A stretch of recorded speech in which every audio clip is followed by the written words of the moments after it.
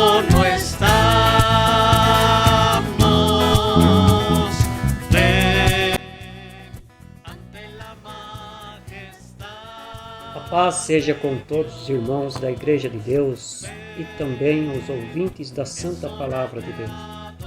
Vamos dar continuidade ao nosso estudo de hoje, trazendo como tema o perigo da ociedade espiritual.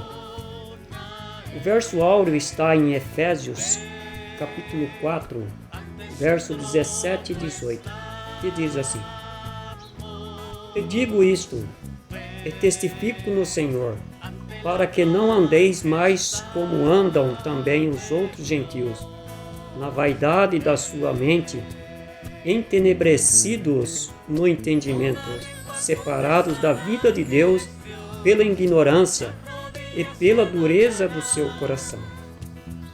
Objetivo: alertar o povo de Deus quanto aos prejuízos da preguiça espiritual. O que é preguiça ou ociedade espiritual? Jesus falava com frequência sobre isso aos seus sermões. Muita gente pode estar ociosa na vida espiritual e nem perceber. A falta de ânimo para preencher o vazio que às vezes toma o coração é uma espécie de ócio. É comum nos depararmos com frases bíblicas dizendo que Deus é fiel. Deus é verdadeiramente fiel em tudo o que prometeu. Quanto a nós, será que correspondemos à fidelidade de Deus cumprindo a nossa parte como filhos obedientes? Quando assumimos a responsabilidade de servir a Deus, fazemos um concerto com Ele. Ele cumpre o que nos promete.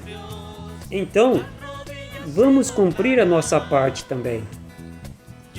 Deuteronômio capítulo 28, verso 47 diz: "Porquanto não serviste ao Senhor teu Deus com alegria e bondade de coração, pela abundância de tudo o que Ele te deu."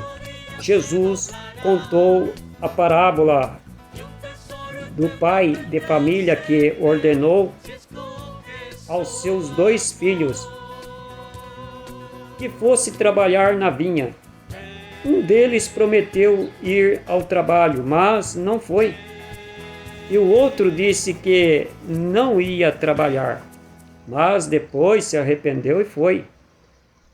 Então Jesus perguntou: "Qual dos 2 fez a vontade do Pai?" "O que executou a ação?" disseram eles. Mateus 21, verso 28. As ações dizem mais do que muitas palavras. Isto significa cumprir a lei de Deus. Romanos capítulo 2, verso 13 diz assim: "Os que ouvem a lei não são justos diante de Deus, mas os que praticam a lei hão de ser justificados." Diz uma parábola que certo homem tinha 2 filhos. Amava-os e lhes dava tudo o que pediam. Mas os filhos nunca se interessaram em cumprir as ordens do pai. Até que o velho pai daqueles 2 faleceu. Eles então tiveram que dar continuidade às suas vidas, agora sem poder contar com a ajuda do pai. Pobres moços, nem sabia por onde começar. Nunca se interessaram em aprender os ofícios do pai, ainda que nunca lhes faltasse incentivo. Achavam-se completamente perdidos. Naquela altura, tudo o que eles precisavam era saber que o Pai amoroso não os abandonara à própria sorte, como a um barco à deriva. Até que um deles teve uma ideia: procurar algum registro do pai que lhe mostrasse como proceder. E para surpresa de ambos, o velho lhe deixara por escrito as instruções de tudo o que fazia. Deus nos abandonou pelas nossas fraquezas e imperfeições? Deus nunca nos abandona. Quando nos sentimos sozinhos, é porque nós nos afastamos dele, ou nós não seguimos as suas orientações corretamente. Então ele permite que façamos do nosso jeito. Deus não fez as pessoas más, porém cada um faz conforme as instruções que recebe de seus pais.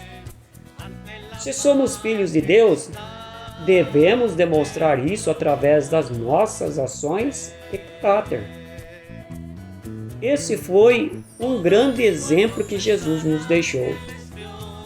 Ele disse que fazia tudo conforme o Pai lhe havia ensinado. Como proceder para agradar a Deus e receber as suas bênçãos? O manual de instrução de Deus é a Bíblia. Nela contém todos os ensinamentos que precisamos para ter uma vida rica em bênçãos de Deus, tanto no sentido espiritual quanto no material. A Bíblia é a bússola que orienta o destino daqueles que estão à deriva, daqueles que já não sabem como fazer. Se Jesus é o mestre, é dever do discípulo seguir os seus exemplos. Afinal, bons exemplos de Jesus é o que não faltam na Bíblia. A começar pelos seus costumes de passar os sábados nas sinagogas. Como diz em Lucas, capítulo 4, verso 16, onde diz assim: havendo chegado a Nazaré, onde fora criado, então na sinagoga, no dia de repouso, como era acostumado a fazer, e se pôs de pé para fazer a leitura. E em 1 João, capítulo 5, versos 2 e 3, diz assim: nisto nós sabemos que amamos aos filhos de Deus, quando amamos a Deus e praticamos seus mandamentos. Porque nisso consiste o amor a Deus, que guardemos seus mandamentos, e seus mandamentos não são pesados.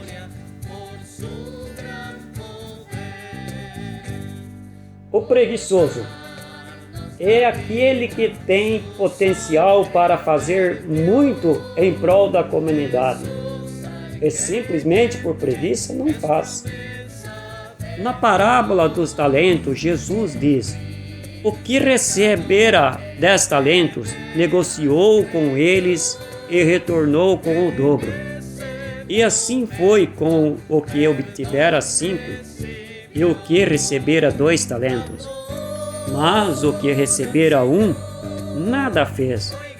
Pelo contrário, acusou o seu senhor pelo seu próprio fracasso e decepção. O preguiçoso sempre coloca a culpa em alguém pela sua infidelidade. Pode a Bíblia mudar a vida daqueles que buscam servir a Deus? Sem fé,